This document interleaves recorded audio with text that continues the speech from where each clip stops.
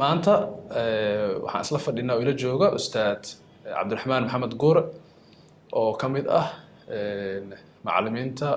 iyo aqoon-yahanada Soomaaliyeed. waxaan ka sheekeysanaynaa wax akhriska iyo wax soo saarka filimada. haddii aad ka mid tahay dadka wax akhriska jecel ama bugaagta ku maman, waxay u badan tahay inaad ka warhayso in waxyaabaha la qoro ay u kala baxaan jiraal, non fiction iyo fiction oo ah wax malawaal ah. ustaadka maanta wuxuu nooga sheekeyn doonaa taariikhdiisii wax akhriska, xilliyadii uu soo bilaabay, dhalinyaronimadiisii iyo yaraantiisii, iyo wax soo saarkii faneed ee kala duwanaay ee uu akhriyay kuwooda ugu caansan ama ugu magac dheer. ustaad cabdiraxmaan, soo dhawow. waa dhowahay shaakir. marka hore bisinkan ku bilaabaya bismillahi raxmaan raxiim, allahuma salli calaa sayidina maxamed. waan kaaga mahad celinayaa fadhigan. haddaanan qaldanayn waxaan u malaynayaa inuu yahay kulankii labaad oo janaalka shaakir maxamed aan nasiib u helo inaan la fariisto. marka aad iyo aad u mahadsan tahay. adiga mudan ustaad. waxaan ku bilaabaynaa ustaad wax akhriska. waxaan u malaynaa adiga iyo dadka kula da'dahaba xilliyada aad bilaabayseen wax in la akhriyo wax ka duwan casharada iskuulka iyo marxaladda maanta hadda wax akhriska lagu jiro waa laba marxalad oo aad iyo aad u kala duwan. marka bal sawir guud horta inaad naga siisid dhalinyaronimadaadii wax akhriska iyo jacaylka akhriska xilligii uu kugu bilowday iyo xilliyadii aad bilowday inaad wax akhrisid, wax ka baxsan manhajka iskuulka lagu dhigayo ama jaamacadda. waayahay, waa war wanaagsan. wax akhris marka la yidhaahdo, markaan gadaal u fiiriyo xilligaas adiga aad tilmaamto oo yaraantii ama dhallinyaronimadii, ka sokow kororsi aqoon, wax akhrisku dhinaca kale wuxuu ahaa madadaalo oo waxyaabo badan oo dadka mashquulinaya oo teknolojiyadan ay la timid ma jirin. aniga intaan ka xasuusto waa xilligii kacaanka horta. aniga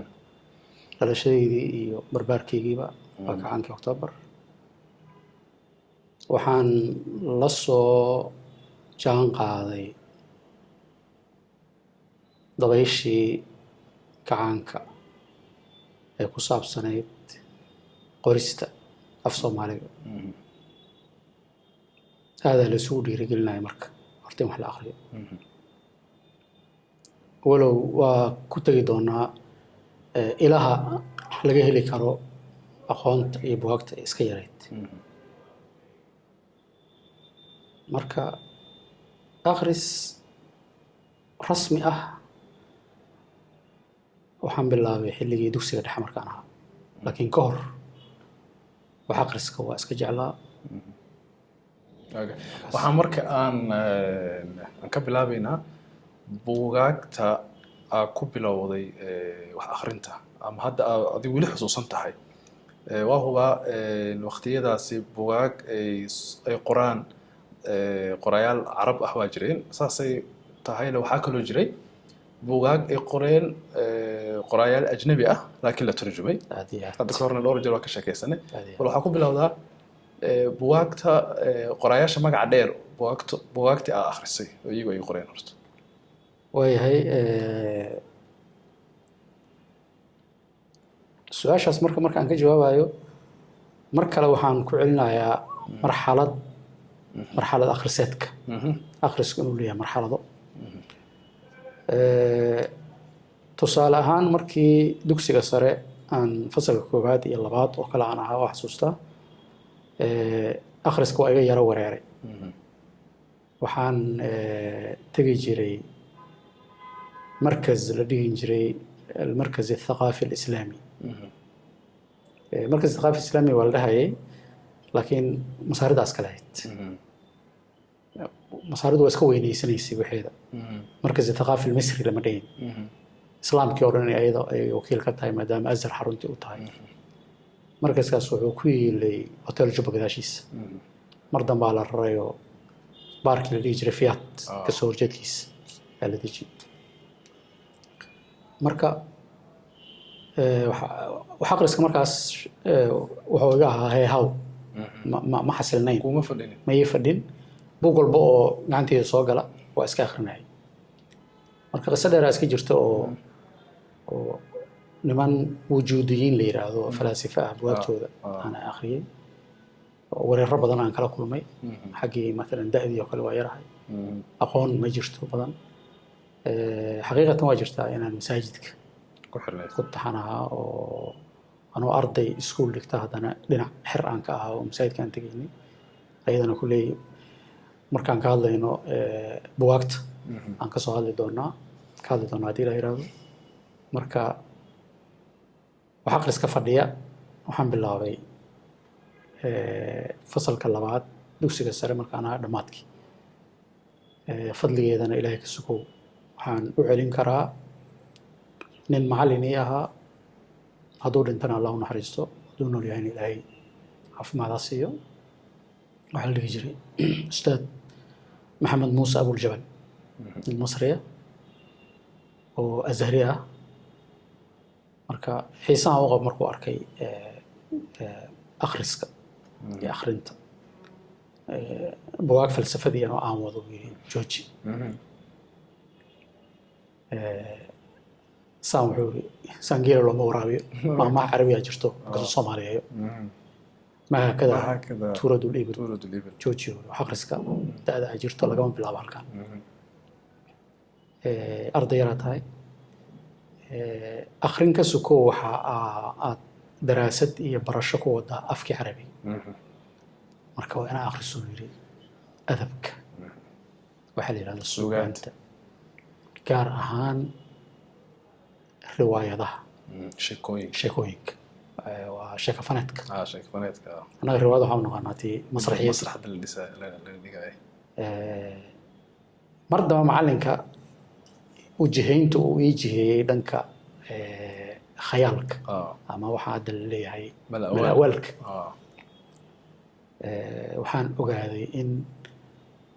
مرحلة عمري قام كجرو خيالك وواحد طولة يهوذا قلاي أنا مرحلة دام كجرو عمري قام ومرحلة أنا لف القلاي خيالك ونرن موذا ونلا طولة مش أسمع عنك بالله مركب akhris fadhiya sheekooyinka nin aad u weyn ilaahay baa weyn ku weyn macnaha majaalkiisa la yiraahdo Najiib Maxfuud ayaan halkaas sheekooyinkiisa kala kowsaday riwaayadkiisa sheekooyinkiisa dhaadheer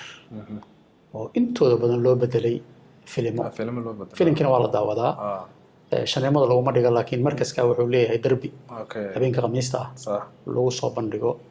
filimo cad iyo madow ah iyo mararka qaarkood barnaamij la yiraahdo Nuur cala Nuur oo imaamka weynaa Maxamed Mutawalla Shacraawi intaba marka halkaas aan kala kowsaday akhrinta sheekooyinka ninka ugu badan oo aan akhriyay sheekooyinkiisa waa Najiib Maxfuud way jiraan qorayaal kale oo carabo masaariya Xasaan Abduqudus ka mid ah رجعنا أخري. أنت أنا أوجد بين قرياش نجيب محفوظ شيكوين كي آخر اسم حاكم ذكر. نجيب محفوظ شيكوين كيسا شيكان آخر ما هو جرتبه. ما شاء الله. الله بحبه متقشتمر لي هذا. وحلة تنبهد أو من ربع قري. قاهرة كسوقت الله بكون يلاواتن كمراتي. وآخري. لكن شيكوين كنجيب محفوظ. haddaan kaaga jawaabo su'aashaada oo waxay dhahaan acmaal Najiib Maxfuud gaaladu baa isticmaashaa works shaqooyinkiisa lakin shaqo kale ma qabto shaqooyinka Najiib Maxfuud oo soo maray marxalado kuwooda ugu waaweyn waxaa ka mid a saddexleyda qaahira caanka ah oo ah bayn alqasrayn iyo qasri shawq iyo asukariya saddexleydaas najiib maxfuud oo la yiraahdo dadka nuqaadda ah oo faaqida wax calaamad waxay ahayd soocday ninka la yiraahdo najiib maxfuud oo ka socday dadkii kale oo asaagiisa wax qorayay saddexleyda waxaa ugu horeeya saddex sheeko oo kale dheer oo la yiraahdo riwaayad taariikhi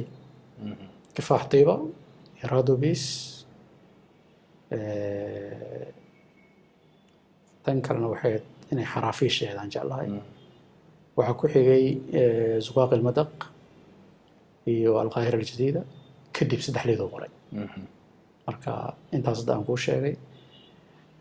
sheekooyinna waa jiraan qisas qasiira sheekooyin gaagaaban oo qoray laakiin asaga wuxuu u badnaa waa riwaayaadka waxyaabaha marka ninkaas igu jiiday inaan kasagoo macalinkayga oo ii tilmaamay najiib waa nin adeegsada luqadda carabiga oo fusxada ah macnaha caamiyada ama lahjada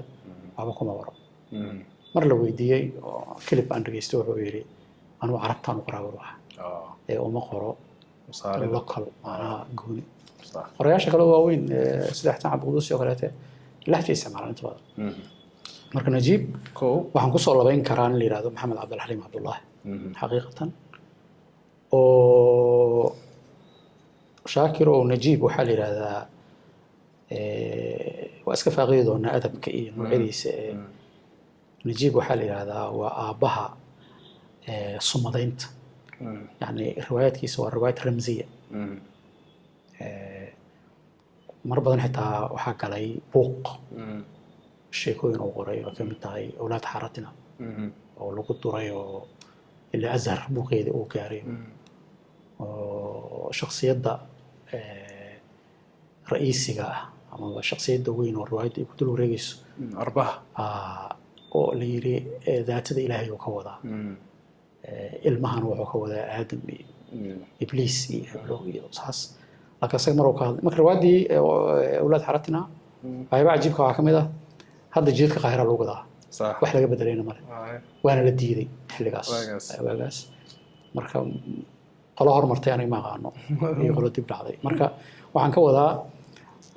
waxyaabaha uu ku doodi jiray waxaa ka mid ah aniga waxtaan aniga akhriyo waa durayay waa aaminsanaa inuu daatada ilaahay u tacaaruday oo u qaldamay laakiin wuxuu isku dayi jiray asaga